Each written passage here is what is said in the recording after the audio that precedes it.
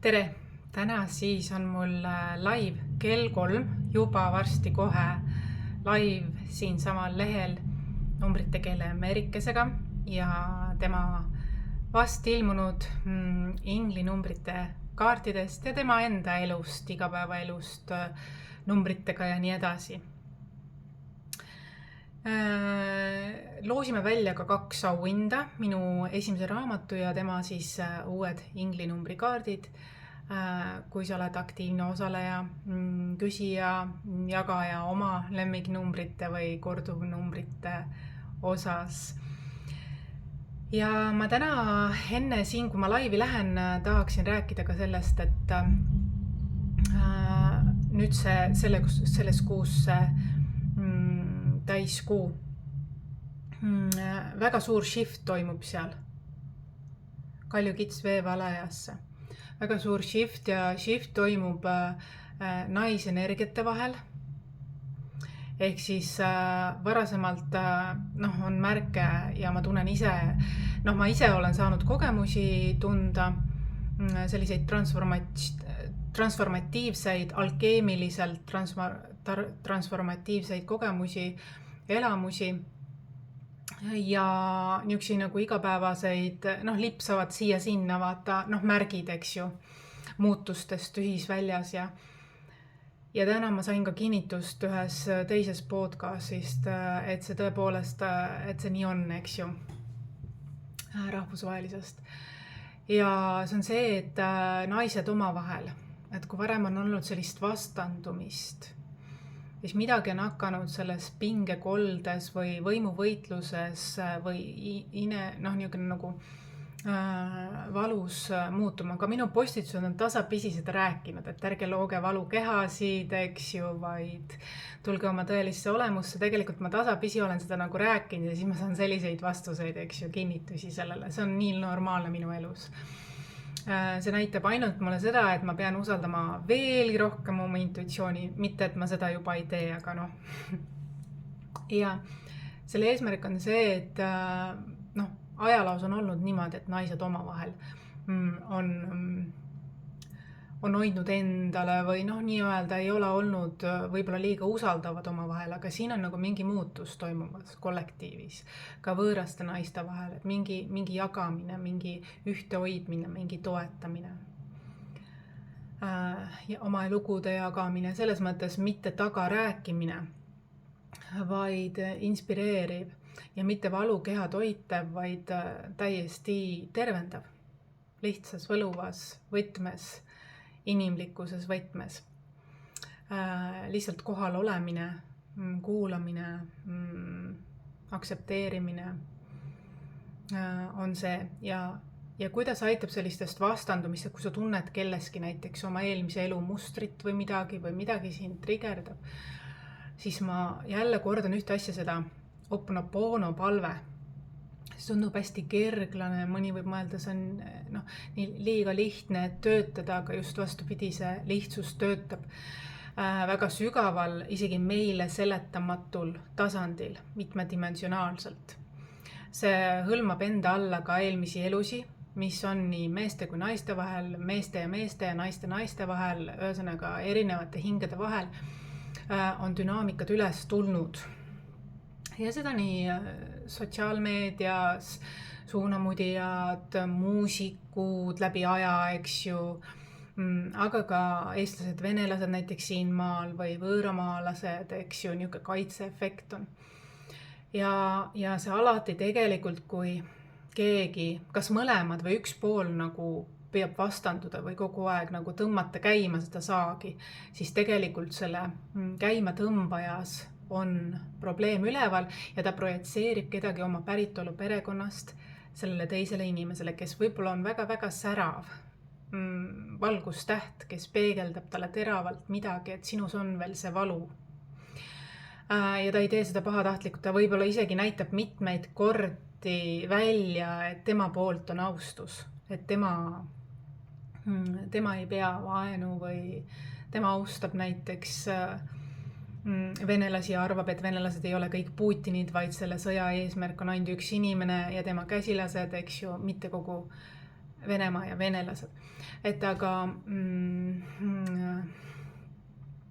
või noh, toon sulle näite selles mõttes, aga teine ikka projitseerib oma valu mingit, kas eelmise elu valu suure tõenäosusega väga sügavalt või siis selle elu, aga mu mõte on see, et see Ho'oponopono toob selle vastutuskoha iseendasse. Ilma teisi kahjustamata, ilma teisi hingesid kahjustamata, toob iseendasse ja tegelikult kukutab üks dünaamika teise järel, need kahjulikud dünaamikad ühisväljas. Ja selle võrra sa oled nagu superhero loomaks uut keskkonda, uue mentaalsusega, uus ajastu. Aitad sellele kaasa.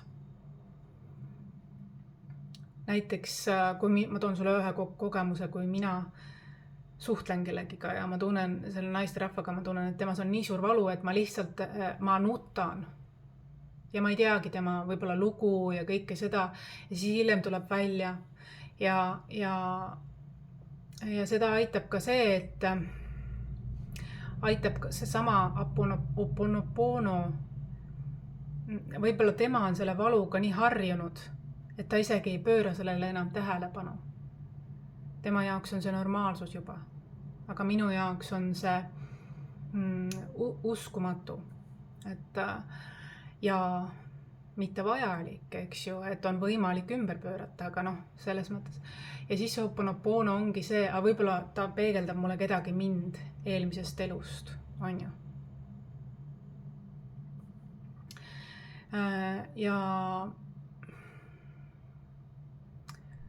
Ja need peegeldused võivad tekitada kaastunnet nagu minus või siis vaenulikkust, ehk siis tegelikult kaitset. Viha, hirmu, kaitset, rünnakut, alandamist, ründamist, süüdistamist, kõike neid asju. Ja see Ho'oponopono palve ongi, võtab isikliku vastutuse. Ükskõik, kus see muster tuli, sa ei pea isegi teadma täpsemalt, kus see muster tuli või miks sa reageerid sellele võõrale inimesele niimoodi, miks sa tahad temaga võimu võidelda. Ja sa nagu tuled lihtsalt enda keskmesse. See on universumiga suhtlus. Sa võtad vastutus oma kõikide tahkude eest, erinevate, sa oled teadlik endast kui tervikust, isegi kui sa ei ole teadlik, see töötab. Kui sa teed seda mõtestatult, pühendunult. Sa ei pea isegi teadma, kust või mida. See on universumiga joondumine. Vahel on vaja seda regulaarselt teha, aga see korrastab väga sügaval tasandil. Väga uskumatul magic tasandil. See on küll lihtne palve, kuid see tõesti töötab. See tõesti töötab. Ja minu jaoks on see üks võtmeke siin uue ajastute vahetusel, sellepärast et nii paljud vanad mustrid tulevad üles ja nii paljud ebateadlikud reageeringud tekivad läbi selle. Ja seda ebakorrapäraselt teisi süüdistades või midagi muud, kuigi tegelikult see on lihtsalt viide mingile mustrile sinu eelmistes eludes või selles elus. Väga paljusid on ka eelmise elu mustreid. Ja see ongi, et mul on kahju. Palun vabandust. Palun andesta või palun vabandust. Ma tänan. Armastan. Universumiga suhtlus, justkui nagu sa võtad selle rolli, mis sind trigerdab. Et ju siis sa oled selle eelmises elus ise kuidagi loonud või teinud, kaasa aidanud sellele, et see tekiks.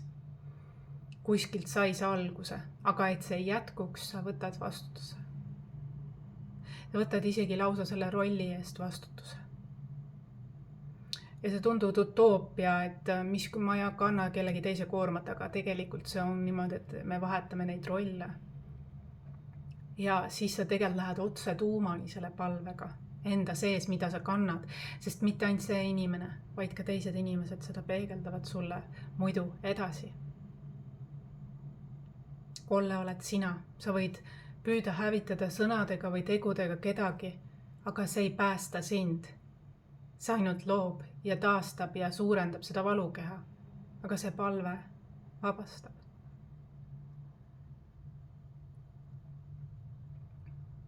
mul on kahju. Palun vabandust.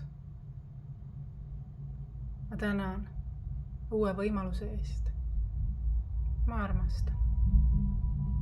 Armastan toob nagu uude vibratsiooni, tasakaalustab.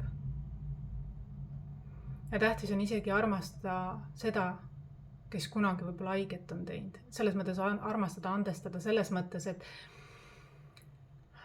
et see tasakaalustab selle.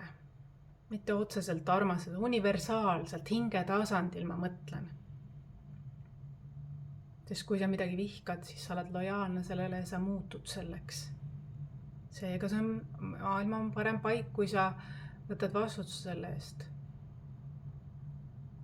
Võib-olla sina olid kunagi selles rollis temale ja nüüd on vastupidi, aga sina saad olla see targem, kes lõpetab selle ringi. Huvitav on see, et on selliseid vastandumisi, kus üks on tegelikult ei vastandu. Aga teine paneb täie rauaga edasi maksimaalselt. Saab sellest ego boost'i, aga tegelikult ta hävitab iseennast, see on kahe otsaga mõõk. Ja ta hävitab ka teisi hingi oma valu tõttu, oma tervendamata valu tõttu. Tegelikult olen ka mina osati nagu, minus on vene hinge, vene verd natukene ka. Mul on ema, eestlane, isa on eestlane ja isa-ema on venelane. Ja tegelikult mu isa passis on vene nimi, Andrei Romm. Ja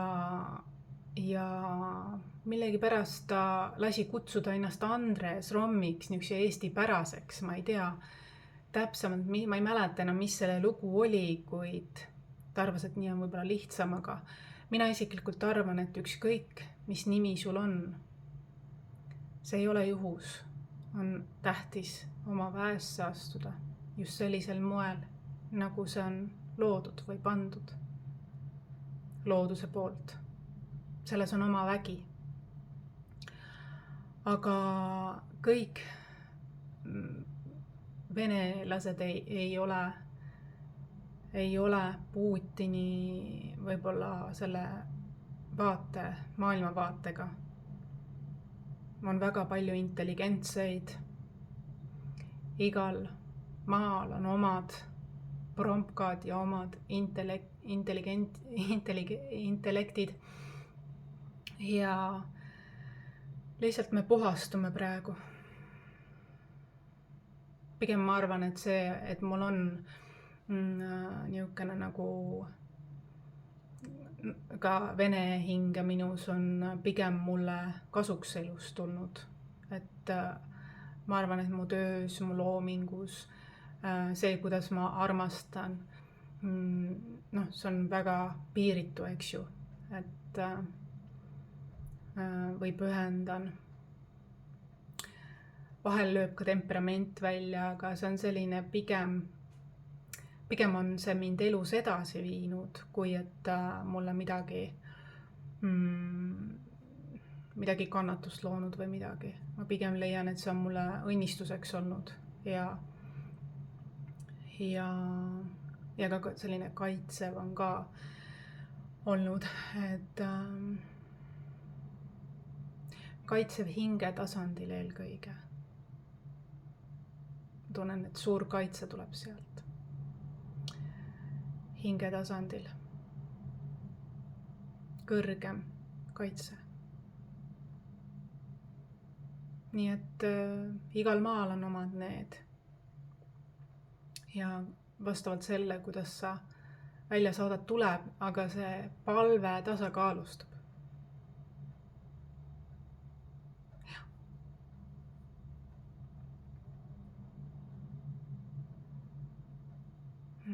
Ja selline hingekaitse, väga võimas kaitse tuleb sealt poolt nii mulle kui ka minu lastele. Et ja mina olen sellele väga tänulik ja samas ma ei pea õigeks seda, mis toimub, on ju, Venemaa poolelt. aga kui ma olin juba väike, siis öeldi, et nagu venelased on halvad või midagi, aga kui ma vaatasin, ma olin selline isemeelne ja skeptiline ja kui ma vaatan, siis minule keegi midagi liiga ei teinud, oli naeratav, neutraalne. Isegi kui oli sõdur keegi kuskil, mina sõin õues topsi sees oma rosinaid ja keegi mulle nendest liiga ega halba ei ole teinud.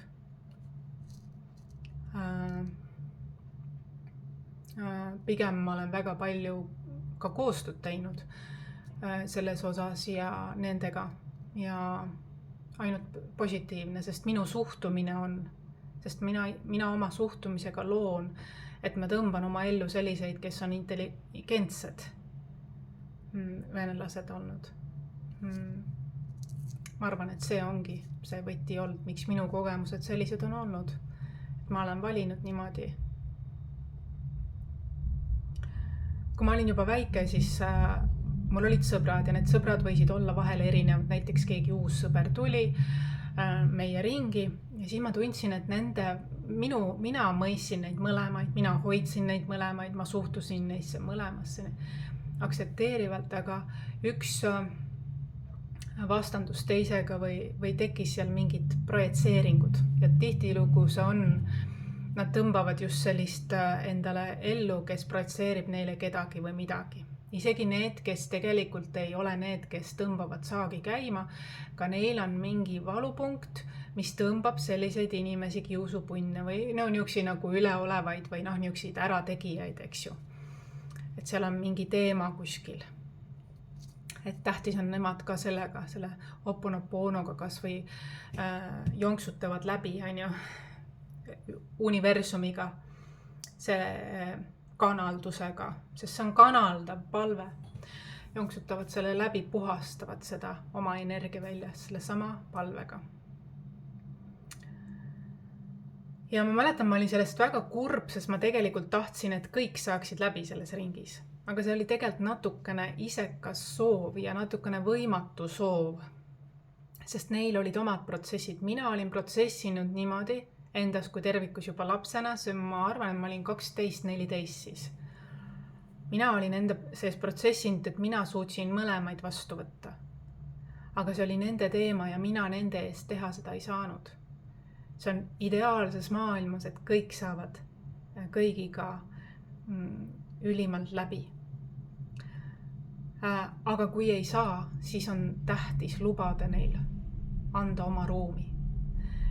Hullem on see, kui tullakse lihtsalt hingesid hävitama või rikkuma või ründama. Seda ei ole kellelgi vaja, me ei ole siia maale tulnud selleks. Kindlasti kohe sa rikud loodusseadusi, kui sa seda teed. Isegi kui sul on õigus pealt näha, sul ei ole õigus rikkuda või hävitada või kahjustada kellegi hinge. Absoluutselt mitte. Siis sa pigem eemaldu. Muidu sa lood endale jama. Ja ära anna hinnanguid. Kõigil on õigus just sellisena, nagu nad on. Aga ma mõtlen siis ma tahtsin nagu ühisvälja tööd teha teatud mõttes, et kõik saaksid, leiaksid kas või rahu oma hinges, aga see ei ole võimalik seda kõike kontrollida. Ma näen, et siiani on minus see osa olemas. Aga kui minu enda sees on paigas ja mina suudan neid vastu võtta, siis tegelikult mina olen õigel teel. Aga nemad on oma protsessis ja teekonnal ja lubada neil seda teha. Varem või hiljem nemad ka võib-olla jõuavad omadel viisidel, naturaalsel, loomulikul viisil. Lihtsalt ma mäletan, ma kurvastasin selle üle, et kõik, et nad ei näinud oma erisustes, nad olid erinevad, et nad ei näinud oma erisustes tegelikult seda ühist või ei leidnud seda tasakaalu või ühist keelt ja see, kuigi minuga nad individuaalselt said, aga ja arvatavasti sellepärast mulle meeldib ka selline individuaalne töö rohkem, sest tegelikult minu sees võib pilt olla paigas, aga kui keegi ei ole valmis enda pilti paika panema, mõistes, et need väljast on tegelikult tema süsteemis osakesed, siis on see keeruline. siis see tekitab ka minule ebamugavustunnet, vaata, kui ma viibin kogu aeg sellises keskkonnas, kus selline teema on, nagu väga paljudel on. Seda nimetatakse düsfunktsionaalseks dünaamikaks, eks ju. Aga siis tuleb teha selliseid valikuid, kus on või rääkida sellest ja kui see ei tööta, siis lihtsalt, et anda mõista endale, et neile omas tempos siis. Aga ise valida nii, nagu sul on. Ja kindlasti sul on ka mingid käärid kellegiga või millegiga vahel tuleb, aga siis tee seda Ho'oponopono palvet, mis ma sulle saatsin. Mul on kahju. Palun vabandust. Ma tänan. Ma armastan. Ma ei tea, mul aktiveerib kohe südame, kui ma seda teen. See on mind läbi aja väga palju aidanud. Ma olen sellega tööd teinud tegelikult aastaid. Erinevate ja isegi kaugele minevikku läinud. Ka lapsepõlve, lasteaeda, kooli.